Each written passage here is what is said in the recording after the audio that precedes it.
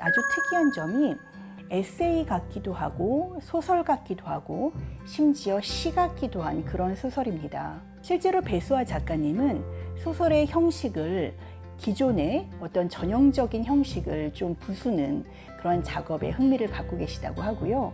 책상에서 M에게 편지를 쓰는 나, 그 장면이 어떤 면에서는 이 에세이스트의 책상이라는 제목을 드러내주는 장면일 것 같은데요. 이 책사를 통해서 궁금한 점이나 의견 있으시다면 댓글을 통해 남겨주세요. 안녕하세요. 이교수의 책과 사람 크리에이터 서울대학교 인류학과 이현정 교수입니다.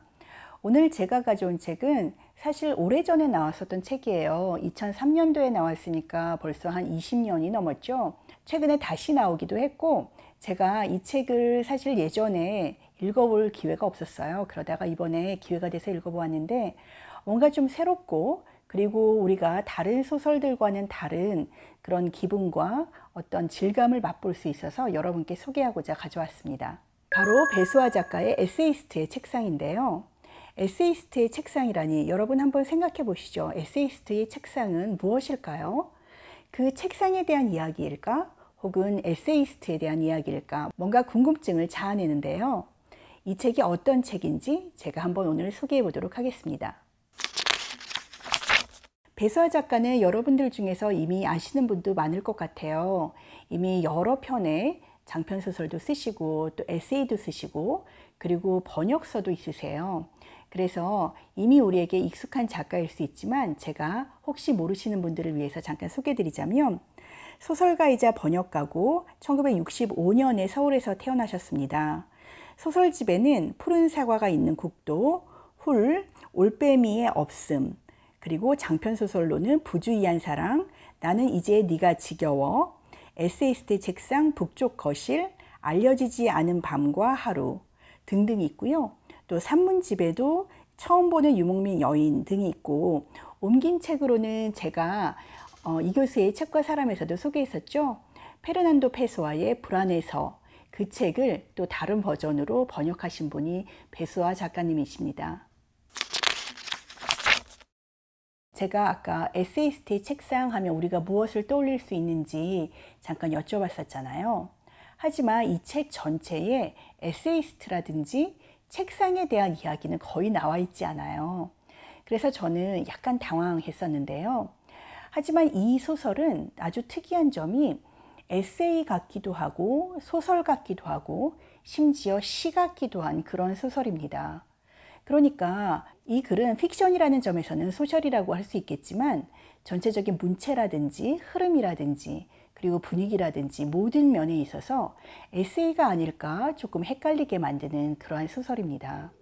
실제로 배수아 작가님은 소설의 형식을 기존의 어떤 전형적인 형식을 좀 부수는 그런 작업에 흥미를 갖고 계시다고 하고요. 그래서인지 이 소설을 읽으면 이것이 기존 소설과는 뭔가 다른 맛이 있구나 라는 것을 느끼게 됩니다. 이 책은 아까 말씀드린 것처럼 에세이적인 성격을 띠다 보니까 줄거리라는 게 아주 명확하게 나타나지도 않아요. 주인공인 나와 그리고 내가 사랑하는 M이라는 사람이 나옵니다. 이 M은 실제로 이 책에서는 사람으로 등장하기는 하지만 그 M이 정말 꼭 사람일까 하는 의문이 들기도 합니다. M은 어떤 면에서 보면은 이 책의 배경이 독일인 만큼 독일의 이국적인 그런 분위기일 수도 있고 아니면 언어일 수도 있고 또 음악일 수도 있고 전체적으로 이 책에서 흘러나오는 음악들 그리고 언어에 대한 고민 그리고 삶에 대한 질문들 이 모든 것을 M이 응축하고 있다고 봐도 과언이 아닐 듯해요. 그 외에도 요하임이라는 친구가 나오고 또 M과 잠깐 관계를 가졌던 에리라는 사람도 나옵니다. 그러나 이 사람들과의 관계가 어떤 특별한 소설의 플롯을 구성한다고 말하기는 어려워요. 그들은 왔다가 지나가는 사람처럼 등장했다가 또 사라지고 그러나 나에게 여러 가지 감정을 불러일으키는 그러한 매개체로서 존재합니다. 따라서 이 소설의 내용이 무엇인가 라고 묻는다면 그 누구도 요약하기는 쉽지 않을 것 같은데요.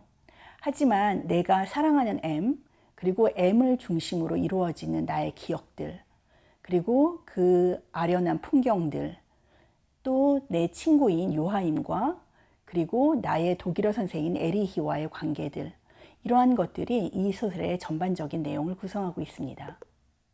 이 책의 분위기라든지 소설의 특징을 잘 이해하기 위해서는 무엇보다도 문장을 직접 들어보시는 게 좋을 것 같아요.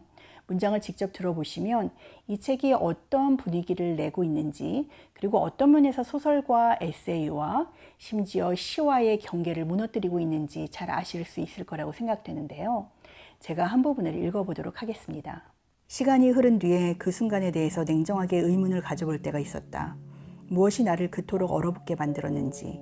나는 M과 함께 누웠으며 종말처럼 번지는 밤의 소리를 함께 들었다. 나는 M이 잠들 때까지 기다렸으나 나 자신은 잠들 수 없었다. 아무것도 M에게 물을 수 없었으며 M에게서 아무것도 듣기를 원하지 않았다. 나를 깊게 관통했던 것은 소유욕이란 무엇일까 하는 물음이었다. 그것은 어디에서 오며 과연 용납될 수 있는 것인가? 아름다움, 섬세함, 배려와 관용, 은둔된 평화, 글을 읽고 음악과 함께 그리고 쓴다. 그러면서 마침내 찾아낸 영혼의 일치, 그 모든 것들을 한순간에 배반하고 파괴해버릴 만큼 그것은 정당한 것인가? 인간은 왜 소유욕을 가지며 그것이 충족되지 못할 때 짐승처럼 분노하는 것일까?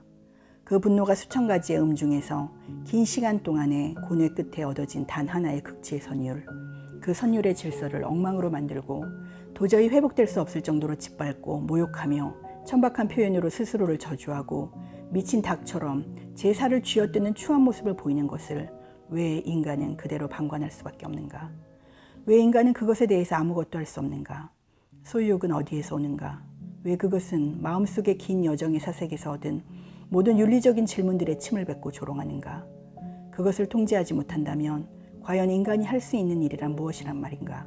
아니, 그런 것을 통제하지 못하면서 인간이 이루어내는 다른 일들이 과연 가치를 평가받을 만한 자격이라도 있단 말인가?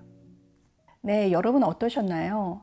제가 지금 읽은 부분이 에미, 에리와의 어떤 하룻밤의 관계가 있었다는 것을 들은 다음에 주인공인 나가 소유욕에 대해서 고민하고 생각하는 부분입니다. 그런데 이 부분은 물론 소설의 한 부분이라고 생각될 수도 있겠지만 어떤 에세이처럼 들리기도 하지 않습니까? 이 배수아의 소설은 그런 점에서 아주 특이하고도 뭔가 색다른 그러한 책이라고 할 수 있는데요.